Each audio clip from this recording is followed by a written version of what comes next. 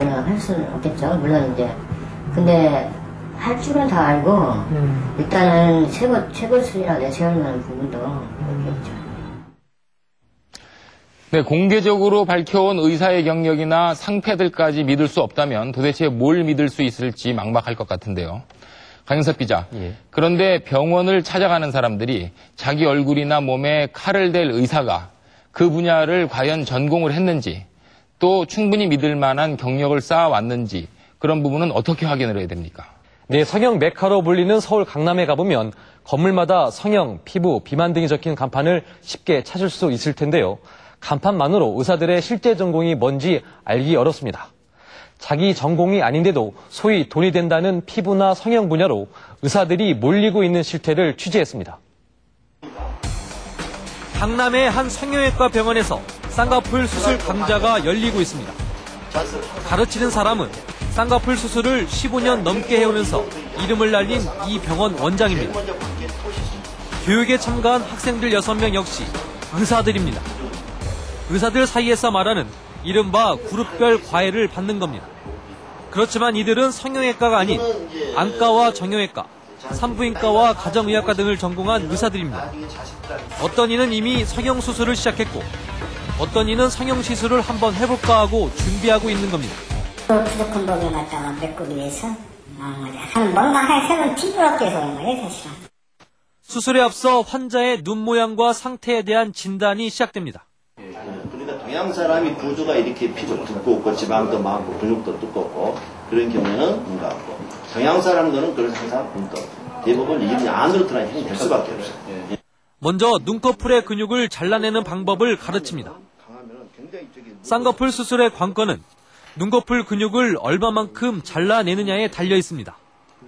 지방을 떼어볼게요. 제일 눌러서 제일 볼록 나옵니다. 전체적으로 나오면은 두 군데 찍을 수 있고 이 정도 범위 같으면 그냥 한 군데만. 수업을 받던 의사들은 서로 고개를 내밀어 수술 부위의 모습을 자세히 관찰합니다. 자, 눈 한번 떠보세요.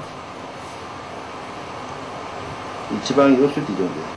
원장의 설명을 메모하기도 하고 궁금했던 부분에 대한 질문도 이어졌습니다. 바이폴라보다 모노폴라가 괜찮습니까?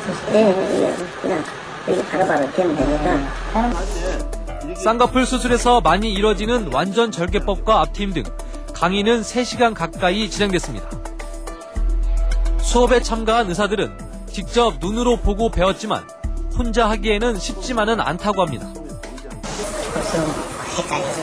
어떤 분이 좀 다양하니까 계속 알지 있으니까 규정하다 이게 아니고 사람마다 다르니까 처음 보면 간단한데 볼수록 헷갈려요. 대학병원에 있을 때 수술 어시스트 같은 거 없다고 했지만 미용적인 수술은 아니었어요. 일반인 내과 수술 그런 쪽이었지 뭐 이런 걸 뭐 대학병원에서 많이 하는 게 아니니까 저로서는 좀 생소하죠. 병원장은 완전히 숙련되지 않은 상태에서 수술을 감행하면 안 된다고 강조합니다. 성형이라는 게 항상 환상적인 것만 아니거든요. 수술 받는 사람 입장은 모르고 시술하는 사람 입장에서도 그렇게 가볍게 볼 건 아니죠. 한 의료기기 업체가 마련한 피부 미용 세미나. 줄잡아 200명 이상의 의사들이 모였습니다. 참가한 의사들의 전공도 다양합니다. 내과, 산부인과, 내가 볼 때는 거의 전과가 다 온다고 보시면 돼요. 요즘은 과가 없어요. 기본적으로 비만은 기본 아닙니까, 이게? 이날 세미나 주제는 최근 들어 각광받고 있는 노화 방지와 주름 개선. 전면에 설치된 스크린을 통해 노화 방지에 효과가 있다는 PRP, 소위 피가리 시술을 설명합니다. 자신의 혈액을 이용해 피부가 되살아나게 하는 시술로 원래는 피부 재생 목적이었지만 최근에는 주름 개선에 많이 사용되고 있습니다. 가장 쉽게 우리가 인기 시간이 않고 편안하게 환자가 치료할 수 있는 것에서는 이 PRP 컴비네이션에 바로 이런 효과가 나온다. 세미나장 바깥에선 의료기기 판매업체가 행사에 참가한 의사들의 발길을 붙잡습니다. 최신 비만 치료기기의 구입을 권유합니다. 환자한테 19,900원 쓰신다고 생각을 하시고 수술비 5만 원, 10만 원 정도 올려주시면 그렇게까지 해소하시는 데는 보통 레이저 5회 티켓팅 하시고 이런 거 하시더라고요.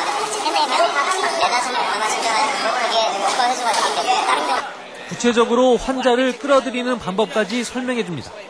효과가 만약에 없다 치더라도 이제 환자들한테 차별화를 주실 수 있어요. 환자들한테 상담을 할 때 난 너한테 맞는 화장품들 이런 거 판매를 하는 게 아니라 너한테 맞는 거를 조제를 해서 재생을 시켜줄 수 있는 거를 만들어주는 거다. 너한테만 특별하게. 이런 식으로 이제 상담 방송을 찾으시면 되시는 거죠. 실제로 이날 이론 강의를 듣고 기계를 구입한 의사들도 있었습니다. 이렇게 수술 과외를 받거나 세미나에서 강의를 듣고 기계를 구입한 의사들이 속속 성형외과나 피부과에 진출하고 있습니다. 성형의 메카라 불리는 서울 강남구와 서초구 보건당국에 성형외과 또는 피부과 진료를 신고한 개인 병원은 모두 676곳. 이 가운데 20%는 성형외과나 피부과가 아닌 다른 과 전문의이거나 아예 전문의 과정을 거치지 않은 일반의가 운영하는 병원입니다. 의료계의 영역 파괴 바람을 타고 의료보험이 적용되지 않는 미용 부분에 몰리고 있는 겁니다. 사실 병원에서 외과 전공을 살리기가 어려워요. 현실적으로 봐서.